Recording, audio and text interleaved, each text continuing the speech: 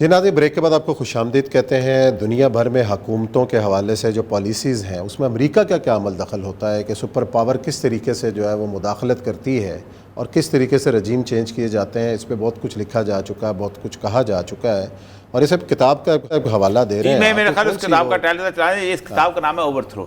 میں کیا کہا گیا؟ یہ بہت مشہور کتاب ہے اور اس کا لکھنے والا جو اسٹیفن کنزر ہے، یہ بہت بڑا صحافی ہے، رائٹر ہے، باقی چیزیں۔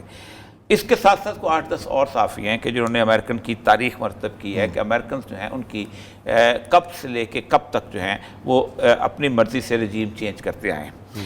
امریکنز جو ہیں یہ شروع ہوئے تھے 1893 میں۔ سب سے پہلے انہوں نے ہوائی کے اندر اس کے اندر کیا تھا کہ اس کی ایک ملکہ ہوتی تھی، ہوائی کی کوئین تھی، تو کوئین کے بارے میں ان کو ناراضگی ہوئی کہ یہ جو ہے امریکن انفلوئنس میں نہیں آ رہی، تو انہوں نے وہاں پر لوگوں کو اکٹھا کر کے انہوں نے ایک موومنٹ بلڈ کی، اور موومنٹ کے بلڈ کرنے کے ساتھ ساتھ ہی انہوں نے ہوائی پہ جا کے قبضہ کر لیا، اور ہوائی پہ قبضہ کرنے کے بعد جو تھے انہوں نے اس کو ملکہ کو اتار دیا اور اس کو پھر بعد میں اپنا حصہ بنا لیا۔ اس کے اگلے دن اگلے سال انہوں نے جو ہے یہ اس میں ایک اور اس علاقے کا ملک جو تھا لیٹن امریکہ کا، اس کے اندر یہ گئے۔ پھر انہوں نے کہا کہ ہم اسپین سے آزادی دلانے کے لیے انہوں نے فلپین کے اندر اپنے اڈے بنانے شروع کیے۔ تو پہلا جو فرسٹ ورلڈ وار سے پہلے امریکنز جو تھے یہ مکمل طور پہ اسی چکر میں رہتے تھے کہ جب بھی کہیں کوئی مسئلہ ہوا انہوں نے فوج بھیجی اور ٹیک اوور کر دیا۔ لیکن سیکنڈ ورلڈ وار کے بعد ان کا چہرہ بڑا عجیب طریقے سے بدلا ہے۔ 47 میں 47 میں لکھتا ہے کہ 47 میں CIA آئی ہے، اور CIA نے ایک بات یہ کہی ہے کہ جہاں کہیں بھی ہمارا انفلوئنس ختم خراب ہو رہا ہوگا ہم وہاں پر اپنی جو ہے رجیم کو چینج کریں گے۔ جب بھی کوئی بندہ ایسا آئے گا کہ جس کو ہم ختم کرنا چاہتے ہیں، تو پہلا بندہ جو تھا وہ تھا مصدق تھا وہاں پر ایران میں۔ مصدق کا معاملہ یہ تھا کہ مصدق الیکشن جیت کے وہاں پر آیا تھا، اور امریکیوں نے نیا شاہ ایران کو لانچ کیا تھا، اس کے باپ کو نکال کے اس کو بٹھایا تھا وہاں پر۔ اب دیکھیں تو سٹوری دیکھیں مصدق کی، آپ کو اندازہ ہوگا کہ امریکنز پلے کیسے کرتے ہیں۔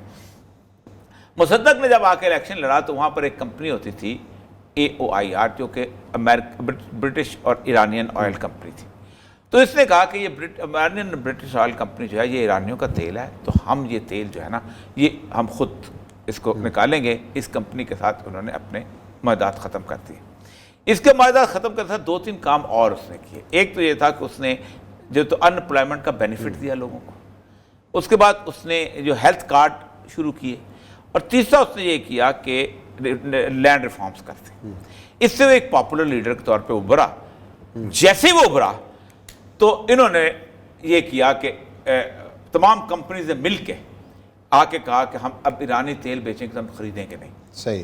جیسے ہی یہ بلٹ اپ ہوا تو روزویلٹ کا پوتا تھا، اس کو $20 ملین دے کے بھیجا گیا CIA نے کہ جاؤ جا کے لوگ خریدو۔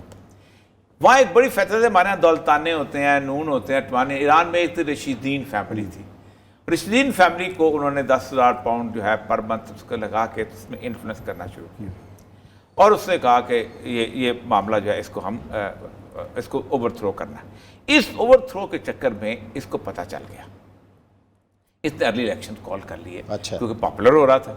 اس نے جیسے ارلی الیکشنز کال کیے، انہوں نے رشیدین فیملی کے ساتھ ملا کے سوروں نے کیا کہ یہ جو الیکٹریبلز تھے نا ان کو اکٹھا کرنا شروع کر۔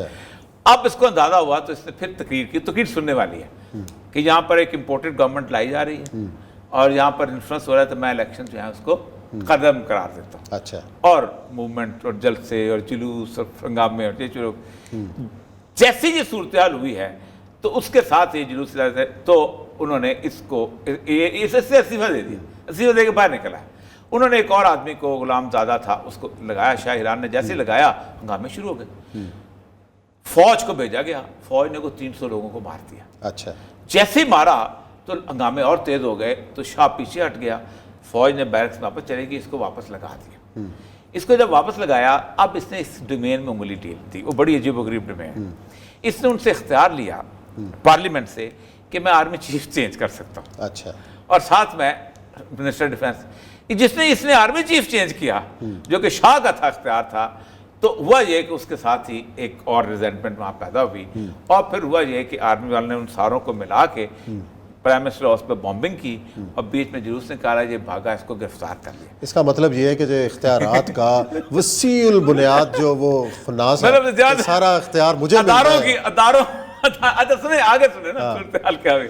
جس وقت ہوا تو اس کے بعد اس کو گرفتار کر کے انہوں نے بند کر دیا گیا، اور یہ پاپولر اتنا تھا کہ 67 میں مرا ہے، اس کو ہاؤس ارسٹ رکھا ہوا تھا، اچھا تو اس کا جنازہ باہر نہیں لانے دیا گیا تھا، بیڈ روم میں دفن کیا گیا تھا۔ یہ ایک کیا، اس کے بعد اس کے 272 مثالیں دی ہیں۔ اب میں آپ کو پاکستان کی تاریخ میں کئی دفعہ سنا چکا ہوں کہ ابو القاسم فضل الحق کو انہوں نے اتارنا تھا امریکیوں نے، تو اس کے پاس ایک صحافی بھیجا میری طرف، اس نے انٹرویو کیا نیو یارک ٹائمز کا، اس نے جا کے لکھا کہ میں تو جناب بنگال کی آزادی چاہتا ہوں، اور اس کو غدار کہلا کے اس کو انہوں نے نکالا، اور وہ سکندر مرزا کو لے کے آئے۔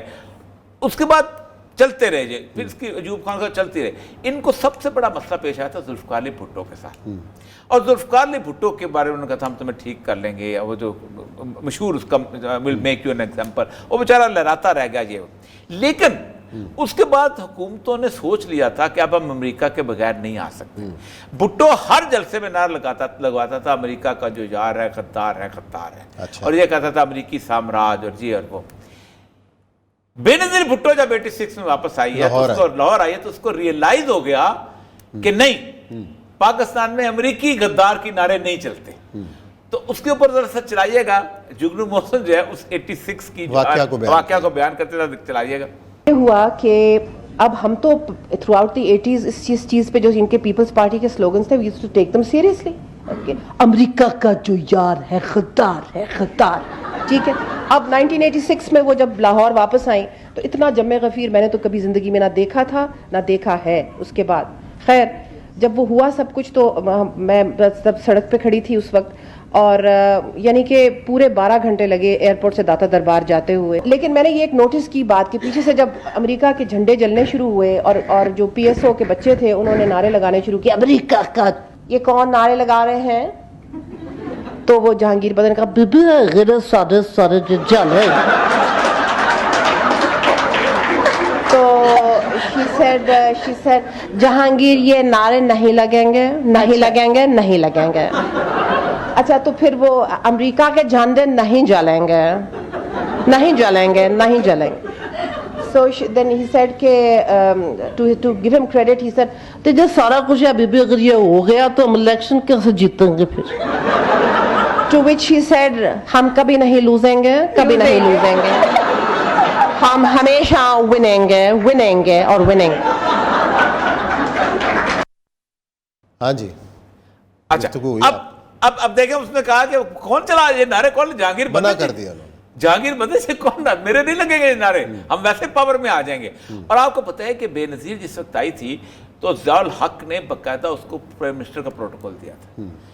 مجھے یاد اچھی طرح کہ ایس پی کی ڈیوٹی ہوتی تھی، اور ایس پی جو تھا اس کے آگے آگے چلتا تھا۔ کوئٹہ میں جب آئی تھی تو کوئٹہ میں ایس پی اس کے آگے آگے باقاعدہ پروٹوکول لے کے چلتا تھا، اور سال کے اندر اندر بے نظیر جو تھی وہ سوچنے لگ گئی تھی کہ میں اتنے جلوس جلسے کر چکی ہوں، اور ضیاء الحق جیسا متمل مزاج آدمی سنتا جاتا ہے، میں تو ختم ہو گئی۔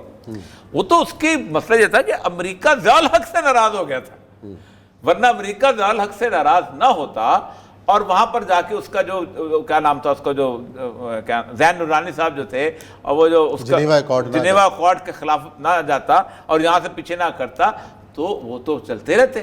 اسی لیے بے نظیر جب بنگلہ دیش گئی ہے تو بنگلہ دیش میں اس نے ہاتھ دکھایا ایک بندے کو، تو اس بنگلہ دیش کے پاوس نے کہا کہ جب بہار کے پھول آئیں گے اگلی دفعہ تو اس کے بعد تمہارے اقتدار کا موسم شروع ہو جائے گا۔ اچھا تو اس نے کچھ نہیں پوچھا، اس نے اس کا مطلب ہے کہ بے نظیر کا امریکہ تو وہ پامسٹ ہوا۔ سنیں اگلا فکرہ کیا بولا، اس نے کہا ان دا پریزنس آف دس مین، کہ ضیاء اللہ کی موجودگی میں آ جاؤں گا، اس کو یقین نہیں تھا کہ میں ضیاء اللہ کی موجودگی میں آ جاؤں گی۔